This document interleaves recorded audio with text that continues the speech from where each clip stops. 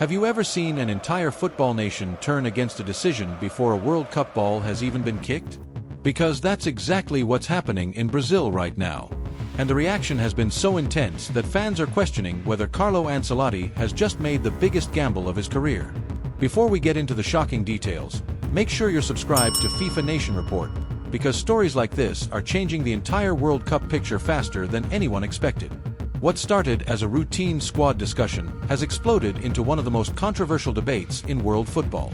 And at the center of the storm, Neymar. Again. 4 years, Brazilian fans have dreamed about one final World Cup run from the country's most famous superstar. They've waited through injuries. They've waited through setbacks.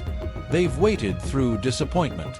Many believed the 2026 World Cup would be Neymar's last chance to finally deliver the trophy that has escaped him throughout his international career. But now, a major update from Brazil's camp has changed everything. Because Carlo Ancelotti has made it clear that Neymar will not automatically walk back into Brazil's starting lineup. In fact, according to Ancelotti, if Neymar is fit enough to play, he will have to compete directly with Vinicius Jr. and Rafinha for minutes on the pitch. And that's where the backlash began. The moment those comments surfaced, social media exploded. Some fans applauded the decision. Others absolutely hated it. Because for many supporters, Neymar isn't just another player fighting for a position. He's Neymar, the face of an entire generation. The player who carried Brazilian expectations for more than a decade. The man who became Brazil's all-time leading scorer. Yet Ancelotti's message was clear. No special treatment. No guaranteed starting role. No automatic place in the team. Everyone must earn their spot. On paper, that sounds completely reasonable. In reality, it has created one of the biggest debates Brazil has faced in years. Because this isn't just about tactics. This isn't just about team selection. This is about the future identity of Brazilian football. And that's what makes this story so fascinating. For the first time in a long time, Brazil has a serious question to answer. Should the team continue building around Neymar? Or should it fully embrace the new generation led by Vinicius Jr. and Rafinha? Just a few years ago, that question would have sounded ridiculous. Of course Brazil would build around Neymar. But football changes quickly. And so do careers. Today, Vinicius Jr. has become one of the most dangerous attackers in world football. Rafinha has developed into a player capable of deciding matches at the highest level. Young stars like Endrick continue pushing for opportunities. Meanwhile, Neymar is 34 years old and continues battling fitness concerns. That reality has forced Brazil into a difficult position. Do they trust experience? Or do they trust momentum? Ancelotti appears to be choosing neither side completely. Instead, he's demanding competition. And that decision has divided the country. Some supporters believe it's exactly what Brazil needs. For years, critics argued that Brazil relied too heavily on Neymar. Whenever things went wrong, the team looked toward him for solutions. Whenever things went right, everything revolved around him. Now, those fans believe Ancelotti is finally creating a healthier environment. A team first, individuals second. No exceptions. But another group of supporters sees things very differently. They believe Neymar has earned more respect. They argue that even at this stage of his career, he remains one of the few players capable of changing a match with a single moment of brilliance. For them, asking Neymar to fight for minutes feels almost insulting. And the debate has only become more intense because of another major development. Neymar's fitness remains one of the biggest uncertainties in Brazil's World Cup preparations. Recent reports indicate that he has been dealing with a calf injury serious enough to create concerns about his availability for the early stages of the tournament. Suddenly, Ancelotti's comments started looking very different. Maybe this wasn't about disrespect. Maybe it was about reality. Because if Neymar isn't fully fit, how can Brazil justify building the team around him? That's the question many fans don't want to answer. And yet it's impossible to ignore. The situation became even more complicated when reports emerged suggesting Neymar could miss Brazil's opening World Cup match. Now imagine the pressure surrounding Ancelotti. On one side, millions of supporters want Neymar starting. On the other side, medical concerns continue creating uncertainty. Meanwhile, Vinicius Jr. and Rafinha are performing at elite levels. No matter what decision he makes, someone will be unhappy. That's why many observers believe this could become the defining challenge of Ancelotti's World Cup campaign. Not tactics, not formations, not opponents. Managing expectations. Because expectations in Brazil are unlike anywhere else. Winning isn't enough. You have to win beautifully. You have to entertain. You have to honor tradition. And right now, different groups of fans have completely different visions of what that tradition should look like. What's especially interesting is that Ancelotti hasn't completely closed the door on Neymar. Far from it. In fact, he recently expressed confidence that Neymar can recover and contribute during the World Cup. But confidence doesn't mean guarantees. That's the crucial difference. And it appears that distinction is exactly what's driving the backlash. Fans who expected Neymar to return as the centerpiece of Brazil's attack are suddenly hearing a very different message. Compete for your place. Earn your minutes. Prove your value. For younger players, that's normal. For Neymar, it's a dramatic shift. And the timing couldn't be more significant. Because while Brazil debates Neymar's role, Vinicius Jr. continues strengthening his case to become the team's undisputed leader. In Brazil's recent preparations, Vinicius delivered another impressive performance, reminding everyone why many believe the future belongs to him. That creates another layer of tension. Can Brazil successfully transition leadership without creating division?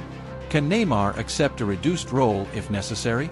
Can younger stars handle the pressure of replacing one of the most famous players in football history? Those questions don't have easy answers.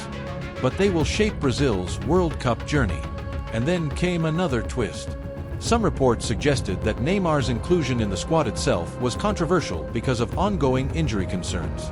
Critics questioned whether emotional attachment influenced the decision-making process. That criticism added fuel to an already raging fire. Supporters immediately split into two camps. One side argued Brazil was risking too much for a player whose fitness remained uncertain. The other side argued leaving Neymar behind would have been unthinkable. The result? Total chaos. Every press conference creates headlines. Every training session sparks rumors. Every update generates fresh debate. And we're still weeks away from the biggest matches. Imagine what happens once the tournament actually begins. Imagine Neymar starting on the bench. Imagine Vinicius scoring the winning goal. Imagine Brazil struggling without Neymar. Imagine Brazil thriving without him. Every possible scenario creates another controversy. That's why this story has become much bigger than a simple selection issue. It's now a battle between Brazil's past and its future. The past represents memories, legacy, and unfinished business. The future represents speed, youth, and a new generation determined to create its own history. Ancelotti finds himself standing between those two worlds. And every decision he makes will be analyzed from every possible angle. What's remarkable is that Brazil still has one of the strongest squads in international football. Most nations would love to have this problem. Most nations would love to choose between Neymar, Vinicius Jr., Rafinha, Endrick, and several other elite attackers. Yet success creates its own challenges. Too much talent can sometimes create difficult choices. And difficult choices create controversy. That's exactly where Brazil finds itself today. The irony is that Ancelotti's decision may actually make Brazil stronger.